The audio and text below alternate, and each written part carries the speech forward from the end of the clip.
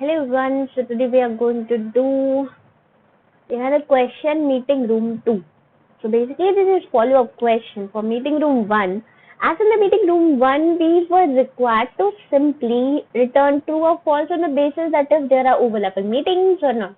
But in this question, what we are required is that in this question if there are overlapping meetings, then we are required to simply check that how we can simply allot how many rooms to those meetings, that overlapping meetings which are being there, they could be separated out with there. In simple terms, if I can explain this question is like that if there are some overlapping meetings, then we are simply required to allot both of those meetings into separate rooms. And if there is one meeting which is not overlapping with either one of them, then with one which is which is not overlapping, we can simply allot that particular room to that meeting. So in that sense, we are required to do this particular question. Now comes the part that how we would be devising an algorithm for this particular question. So let me explain you this question, that how we would be doing that. So here it is, that here we are required to count overlapping time. That is the thing we are required to do. So for that, we need to store starting and the ending time in increasing order. Here also we are required to do sorting, because the thing is that we are required to check that if there are any time with any starting time which is being same, right? And if it is same, then we are required to check for it, and that's why we are simply sorting it.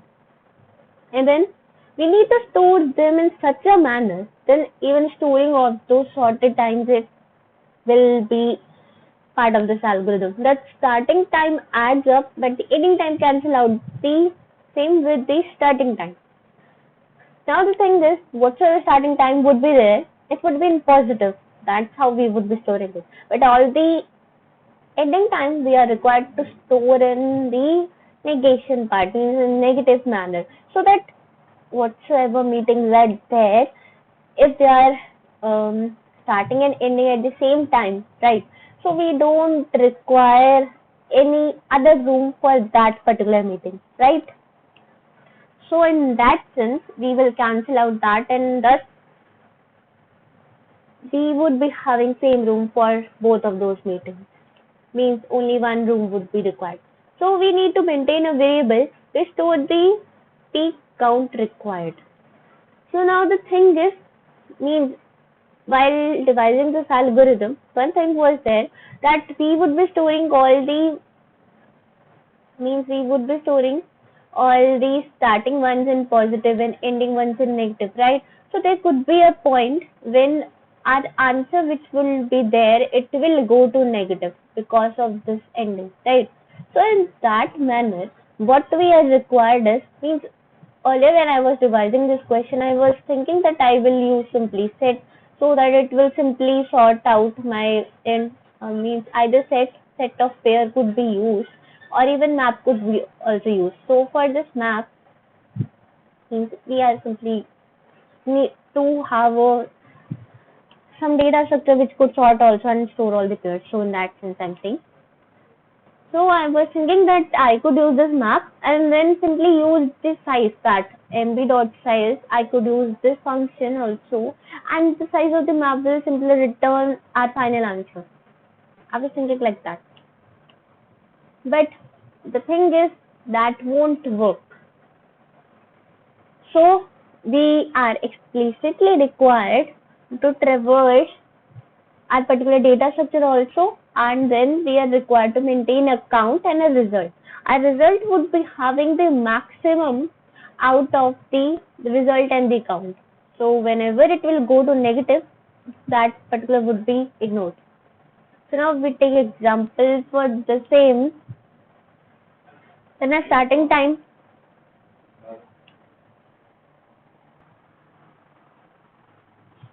So basically what we are doing here is, from this example, I have simply plotted all the starting time with the green and all the ending time with this orange color. Now I've marked all the intervals which are being there. Now comes the part. Here are the starting points, start one, and here are the ending one. How we would be storing it? All positive, these would be all negative, right? So when there would be positive ones, we will simply do +1, right? And then in count it would be incremented and also a result it would be incremented, because result is simply maximum of result comma count, and result was already having 0 and count was also having earlier 0, but now it is 1. So now result is simply equals to 1. Then 5, when this particular starting time is added, then again it will be +1. Then 2 in count and 2 also the result. Then 10 would be there. But doing this -10 would also be added because of this particular pair, and that's because -1 would be done, and this previous stored +10 would be simply deleted. But here now the count will be simply decremented from 2 to 1, but we are storing only maximum of result comma count, right? So it will be simply stored as 2 only. Then again 15 would be simply nullified with each other. -1 would be again done, it will be turned to 0, but maximum is 2. Then -20 would be there, -1 would be done to the count, and then it will become -1, but result would be 2 only. Then -30, then -2 would be done to count, but the result would be 2 only.